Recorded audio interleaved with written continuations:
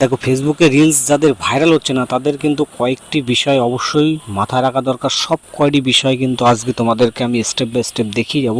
সমস্ত ফলো করবে এবং কোয়ালিটির সঙ্গে কন্টেন্ট আপলোড করবে, অবশ্যই তোমাদের রিলস ভিডিও ভাইরাল হবে। তো কিসের জন্য ভাইরাল হয় না সেটা তোমাদেরকে কিন্তু আজকে শেয়ার করব, ঠিক আছে? তো তোমার প্রোফাইল যদি পেজ তুমি যাতেই কাজ করো না কেন, তুমি প্রথমে তোমার ফেসবুকটা এরকমভাবে ওপেন করে নেবে। করে নেওয়ার পরে তোমরা প্রোফাইলের পরে টাচ করবে, ঠিক আছে? আজকে একটা নতুন সেটিংস দেখাবো তোমাদেরকে। তো এইভাবে প্রোফাইলে টাচ করার পরে তুমি নিচে আসবে। নিচে আসার পরে এখানে তোমাকে দেখাচ্ছে যে পোস্ট রয়েছে, অ্যাবাউট রয়েছে, ভিডিও রয়েছে এবং মোর রয়েছে। মোরে টাচ করবে। সবাই তো ভাবছে যে মোরে টাচ করে আবার কী হবে, এইখানে অনেক কিছু আছে, ঠিক আছে? তো এইখানে তোমরা দেখতে পাচ্ছ এর মধ্যে আমাদের ফটোসের মধ্যে যদি ক্লিক করো তাহলে ফটোস বেরিয়ে আসবে, যদি রিলসের মধ্যে ক্লিক করো তাহলে রিলস আসবে, ইভেন্টের মধ্যে করলে ইভেন্ট আসবে যদি ইভেন্ট করে থাকো। তোমরা রিলসের মধ্যে টাচ করবে এখানে। তো রিলসে টাচ করবে। রিলসে টাচ করার পরে এইখানে তোমাকে আবার অনেকগুলো কিন্তু অপশান এখানে শো করছে, ঠিক আছে? তো অনেকগুলো অপশান শো করার মধ্যে সেভ রয়েছে, লাইক রয়েছে, নিডস রিভিউ রয়েছে। তো তোমাকে এখানে নিডস যে রিভিউটা রয়েছে এর মধ্যে তুমি টাচ করে আসবে। টাচ করে আসার পরে দেখতে পাচ্ছ এখানে কিন্তু আমার অনেকগুলো রিলসের যে সংস রয়েছে সেগুলো মিউট হয়ে গেছে। কেন মিউট হয়েছে? কেননা এইগুলো ভাইলেশন শো করছে, ঠিক আছে? এগুলো ভাইলেশন শো করছে মানে কি, দেখা যাচ্ছে কারোর হয়তো কোনো আওয়াজ এইখানে আমার সেই রিলসের মধ্যে ম্যাচিং হয়ে গেছিলো, কোনো কপিরাইট বা কোনো ভাইলেশনের কোনো ব্যাপার একটা ছিল, যার জন্য কিন্তু এই সমস্যাটা এসছে। এখানে কী লিখছে বলছে শুধু তুমিই দেখতে পারবে এগুলো, আর কেউ দেখতে পারবে না, ঠিক আছে? মানে কি, এইগুলো অলরেডি আমার পেজের জন্য কিন্তু কাচরা বা আমার প্রোফাইলের জন্য কিন্তু কাচরা, মানে এগুলো হচ্ছে ময়লা, ঠিক আছে? তুমি যদি একটা নালা তৈরি করো, সেই নালার মধ্যে যদি ময়লা থাকে তাহলে কিন্তু তুমি যতই জল দেওয়া যাই করো না কেন, সেই ময়লা যতক্ষণ না পরিষ্কার করবে ততক্ষণ কিন্তু তুমি যতই জল ঢালো আর যাই করো না কেন সহজে কিন্তু বেরোবে না। তো এইরকম যদি ময়লা থেকে যায় পোস্ট বা প্রোফাইলের মধ্যে তাহলে কিন্তু তোমাদের রিলসগুলো ভাইরাল হবে না, ঠিক আছে? তো এখানে ফার্স্ট তোমাকে কিন্তু এগুলো ডিলিট করে দিবে, এক এক করে ডিলিট করতে হবে, ঠিক আছে? এগুলো তুমি ওপরে টাচ করবে। টাচ করার পরে এগুলো দেখতে পাচ্ছ কোনো আওয়াজ নেই কিন্তু, ঠিক আছে? এখানে থ্রি ডট এখানে চাপবে। চাপার পরে নিচে দেখতে পাচ্ছ এখানে ডিলিট অপশান রয়েছে, ঠিক আছে? তো এইখানে ডিলিট অপশান রয়েছে, এখানে ডিলিট অপশানে টাচ করে এখান থেকে তুমি সেটা ডিলিট করে দেবে।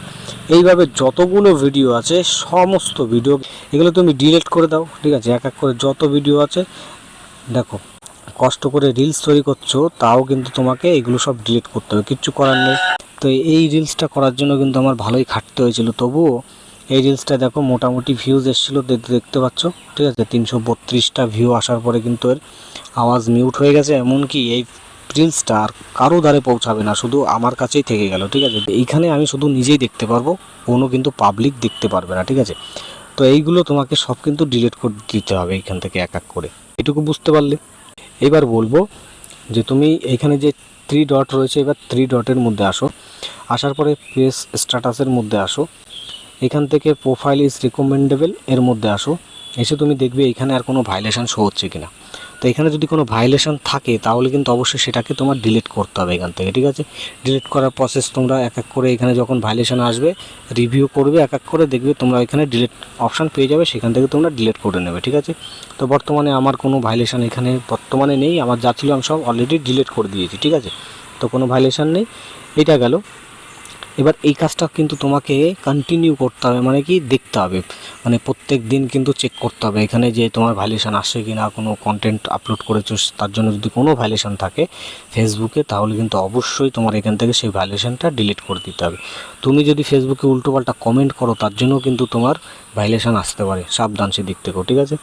তো এখানে দেখতে পাচ্ছ এলিজিবল টু মনিটাইজেশন, এর মধ্যে আমি এখন গেলাম না। তো এইখান থেকে তোমরা ব্যাক চলে আসো।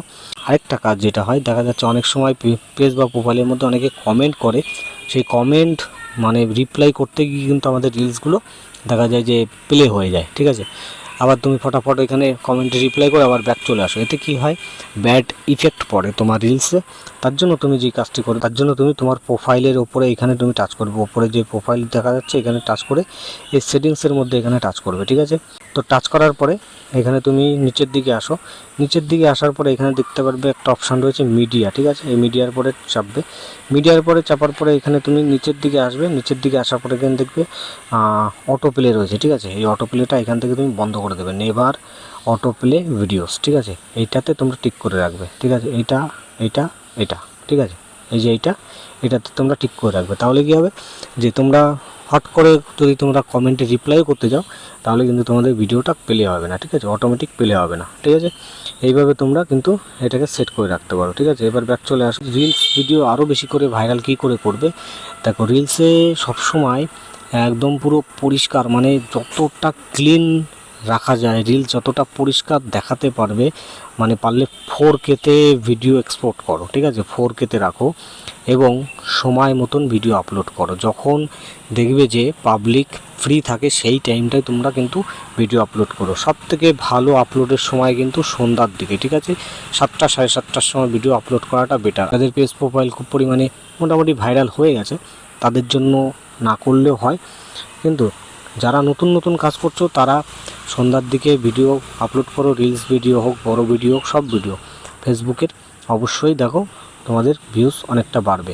আর ফেসবুকের মধ্যে অবশ্যই হ্যাশট্যাগুলো অবশ্যই একটু খেয়াল রাখবে, ঠিক আছে। আর নতুন নতুন যেসব হ্যাশট্যাগ থাকে সেগুলো কিন্তু অনেক সময় তোমার এর মধ্যে আসার পরে এইখানে তোমরা ড্যাশবোর্ডের মধ্যে আসো, ড্যাশবোর্ড, তো তারপর তোমরা নিচের দিকে আসো, নিচের দিকে আসার পরে এখানে তোমরা একটা অপশান ফলো করো।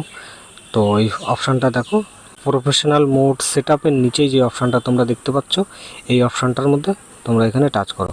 টাচ করার পরে এখানে তোমরা দেখতে পারবে যে অনেক কিন্তু হ্যাশট্যাগ এখানে শো করছে। তো দেখতে পাচ্ছ ট্রাই, এ দেখো লিখে দিচ্ছে ট্রাই করতে, ঠিক আছে।